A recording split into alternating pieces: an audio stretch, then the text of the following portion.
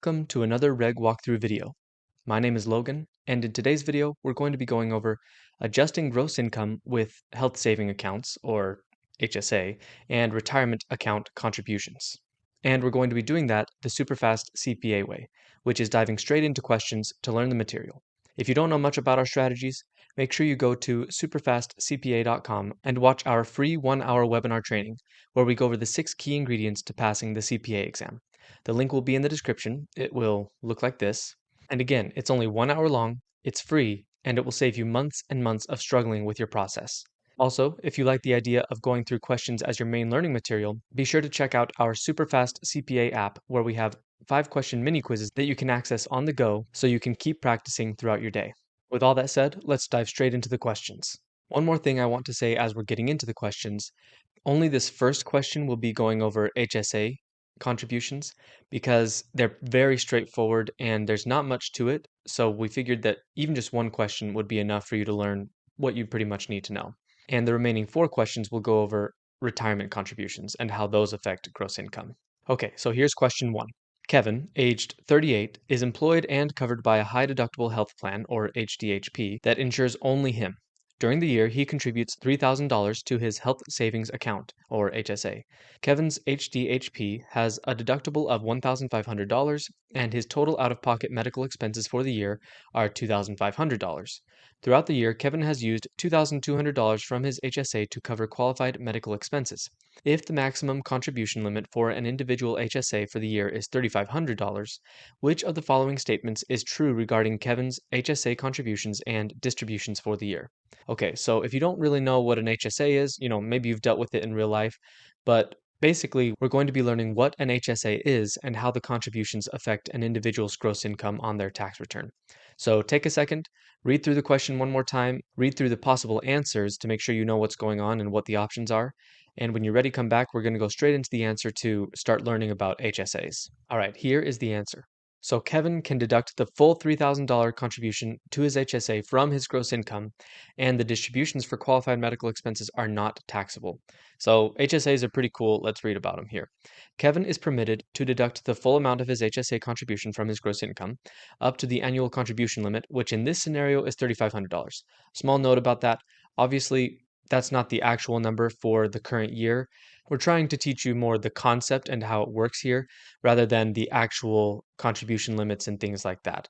So just take that into account. You'll probably be given the actual contribution limit, or you'll have actually gone over it in your review course during your process of studying. But again, we're just trying to dive into the concept here and how it works. Because Kevin's contribution is $3,000, it is fully deductible because it's under that $3,500.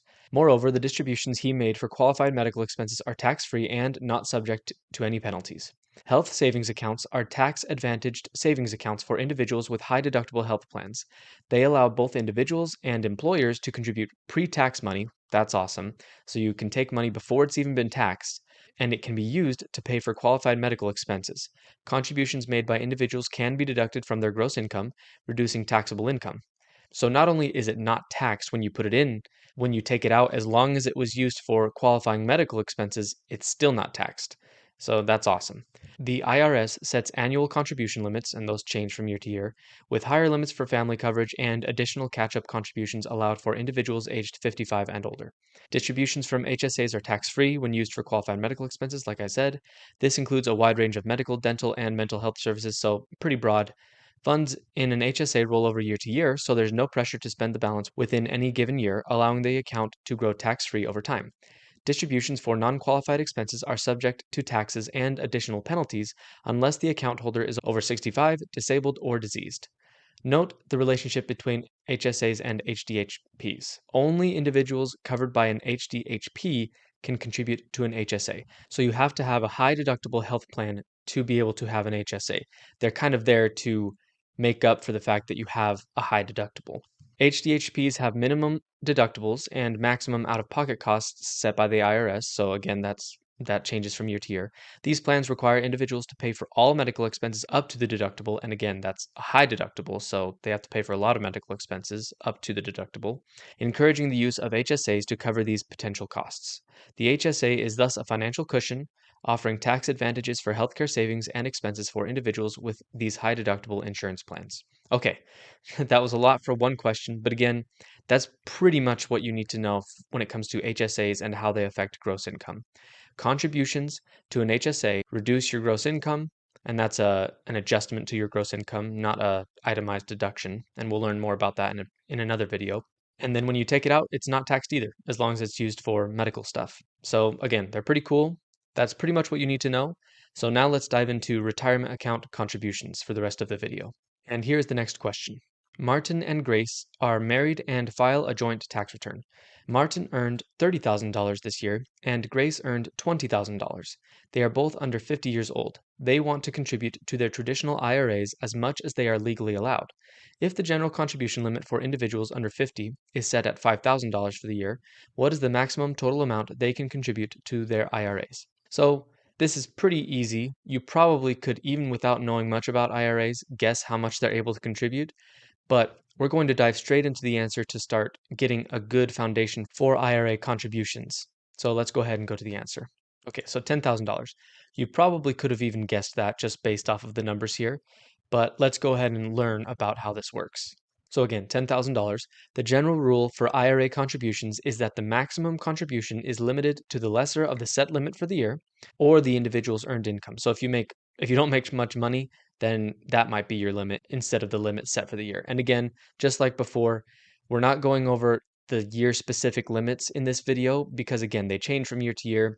And when it comes to reg, the main focus is that you understand how it works. There may be the occasional tax figure that you might need to know the actual number, but for the most part, for the exam and when you're studying, you'll be given the actual current year number, or you'll just need to know how the concept works.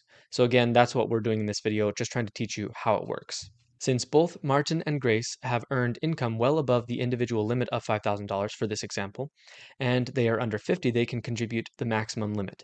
Martin can contribute $5,000 and Grace can also contribute $5,000, making the total contribution $10,000.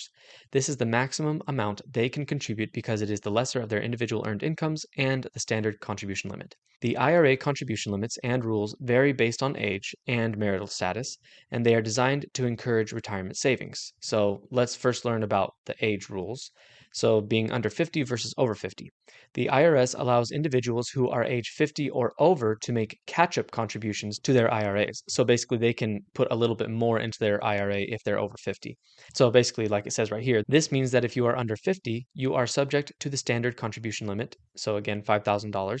If you are 50 or over, you can contribute additional money beyond the standard limit to the IRA. So maybe like another $1,000 or something like that. This catch-up contribution is designed to allow older individuals who may be closer to retirement to save more money in their retirement accounts.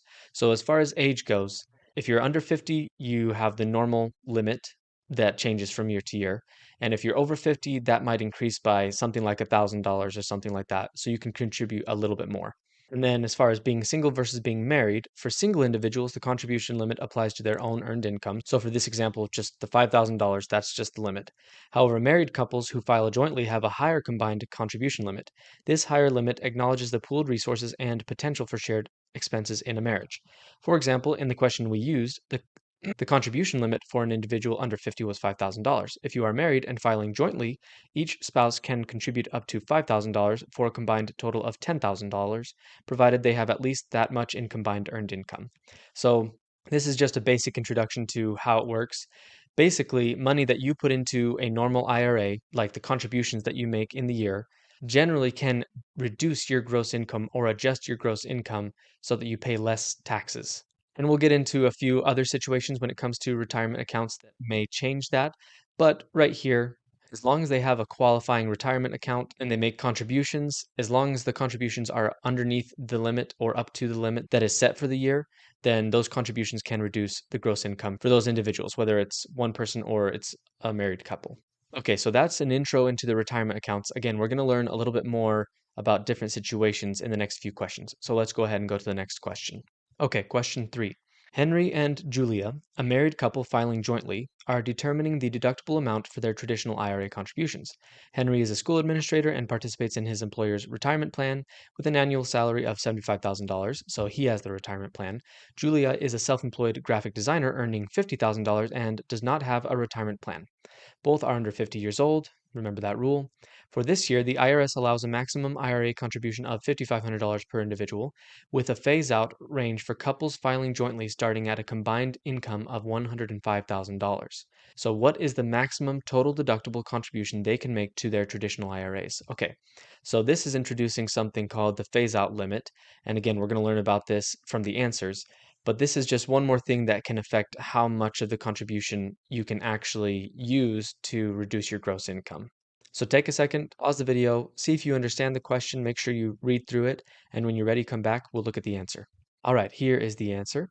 So Julia can make a $5,500 contribution, and Henry will have a smaller contribution because of the phase-out rule. So let's go ahead and learn about that. The deductibility of IRA contributions depends on whether the taxpayer or their spouse is covered by a retirement plan at work and their modified adjusted gross income, or modified AGI. When one spouse, Henry, is covered by a retirement plan and their combined modified AGI is above the phase-out start point, that spouse's ability to deduct their IRA contribution begins to decrease. So one note, we're not going to dive super deep into how you calculate modified AGI. There's a whole bunch of different calculations that go into it. We will talk a little bit more about it, but don't worry too much about it. And then as far as the phase out limit, again, the calculation isn't super simple. It's not like a dollar for dollar reduction or something like that. It's some kind of percentage and it has some different factors. So just know that if you're over that phase out limit, then it starts reducing how much of the contributions can be deductible. With that said, let's read a little bit more. Henry and Julia's combined modified AGI is $125,000, which puts them above the phase-out start point of $105,000 for a married couple filing jointly, where one spouse is covered by a workplace retirement plan. Henry's allowable deduction for his IRA contribution will begin to phase out. However, since Julia is not covered by a workforce retirement plan, her deduction is not subject to the same phase-out, instead being subject to a much higher phase-out limit, let's say for this example, $200,000 to $230,000.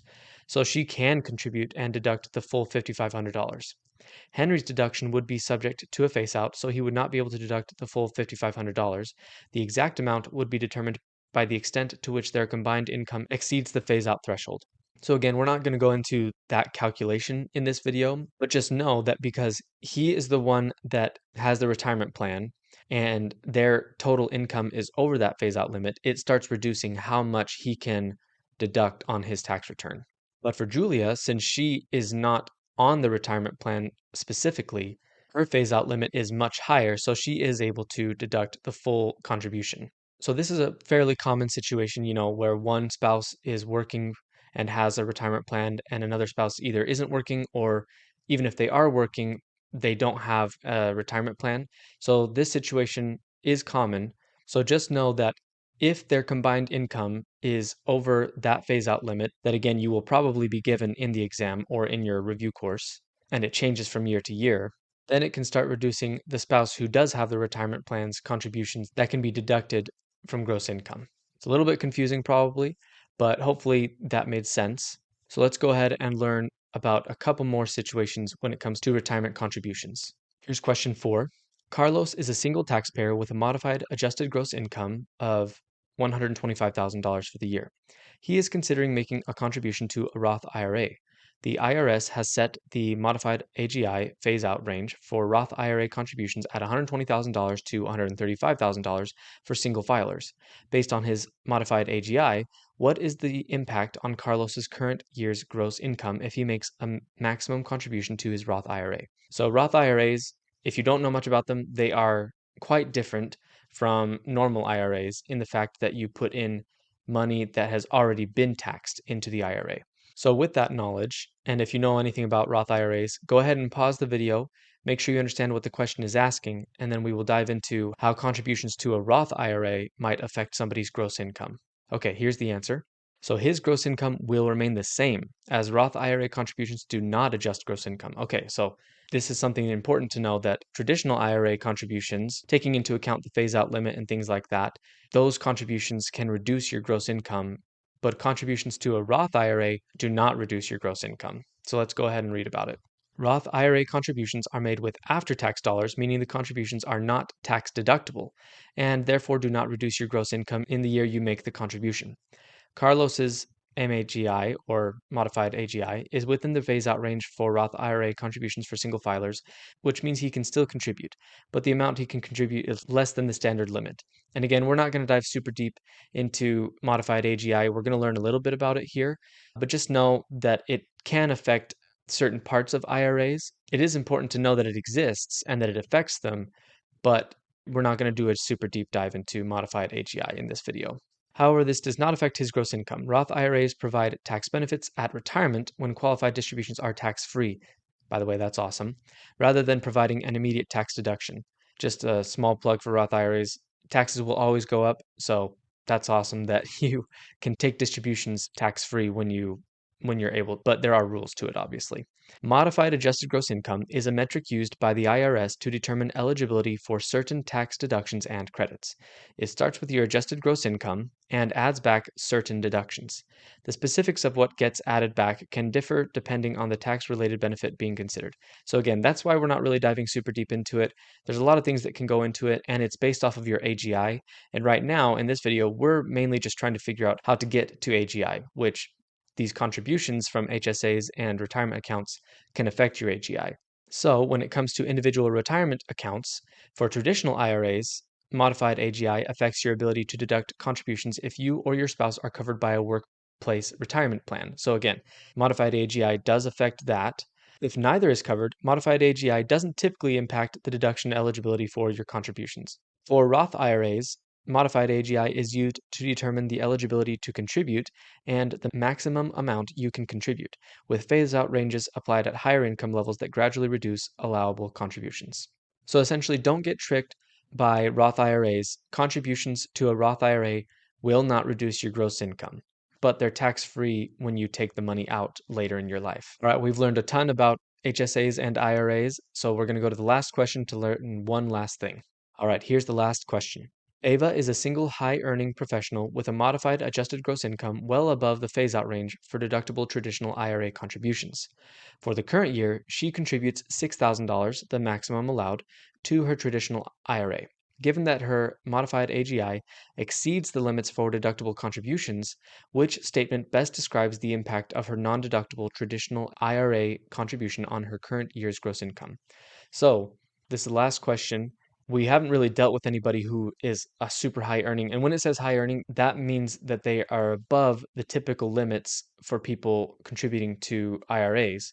So how does this work? How does this affect their gross income? Take a second, pause the video, read through the question and the possible answers, and when you're ready, we'll come back and learn about this. Okay, here's the answer. So her gross income will remain the same, and she will have a basis in her traditional IRA contribution. So basically, because she's making so much money, even though she's contributing to an IRA, because she's making so much money, she's over that typical limit, so the contributions do not affect her gross income. Non-deductible traditional IRAs offer a tax-advantaged saving strategy for individuals whose income exceeds the limits for deductible contributions. So even if you make a ton of money, you can still have an IRA. Non-deductible traditional IRA contributions do not reduce your gross income in the year that they are made. These contributions are made with after-tax dollars, which means Ava won't get a tax deduction for the amount contributed to the IRA in the current tax year. However, since the contributions are made with after-tax dollars, Ava will not be taxed again on the amount of the contributions when she withdraws them in retirement, meaning that she will have a basis in the IRA. Only the earnings on the non-deductible contributions will be taxable upon withdrawal. Individuals keep track of their after-tax contributions to establish a basis in the IRA, ensuring that they aren't taxed twice on the same money.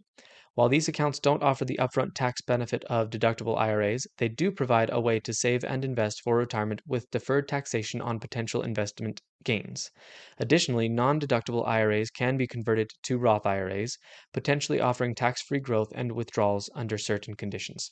So the difference between non-deductible and Roth, so with both of them, you're putting in dollars that have already been taxed, but with non-deductible traditional IRAs, when you take the money out, the part that you put in isn't taxed, but the part that was earned on top of it will be taxed. Whereas with Roth IRAs, they grow tax-free. So again, this is just another situation where contributions to an IRA actually aren't going to affect your gross income.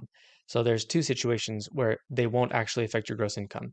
If you have a non-deductible traditional IRA, which is when you just make so much money that you're over the typical limit for a normal IRA, and there's Roth IRAs where those also do not affect your gross income. And then there's traditional IRAs that, as long as you're within the right limits and you're underneath the phase out limits, you can use those contributions as deductions to your gross income. All right, again, we learned a ton in this video.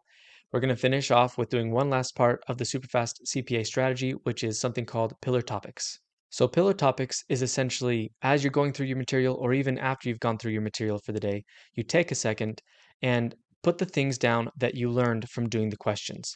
These are the things that are obviously important, the concepts that you were supposed to learn according to your review course and according to the questions that you saw when you were studying. So let's write down a few important pillar topics to finish the video. Okay, so HSAs are a part of high deductible plans.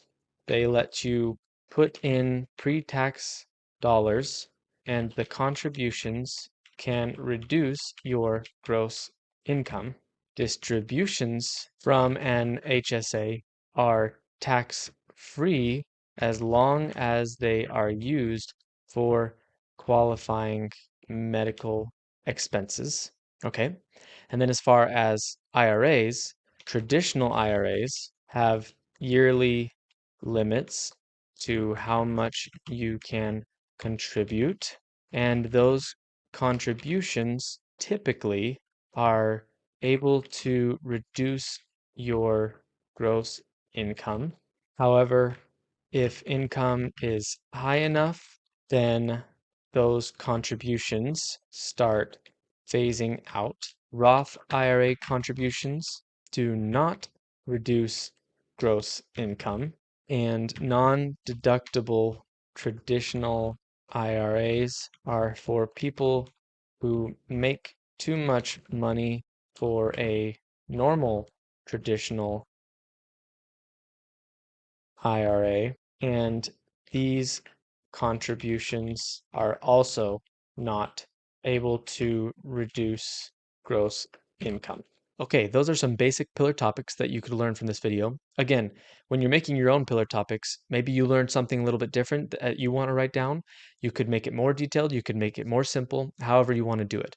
But that's an example of pillar topics. All right, to close out this video, I just want to remind everybody about the free 1-hour training webinar we have on SuperfastCPA.com. Again, the link will be in the description. Make sure you go check that out. It will save you months of struggling with your studying. Also, if you liked going through questions as your main learning material and you feel like you learned a lot, make sure you check out our Superfast CPA app, where we have 5-question mini quizzes that you can take on the go all throughout your day to continue to learn. If you found this helpful, make sure to like the video, leave a comment, and with that said, I'll see you in the next video.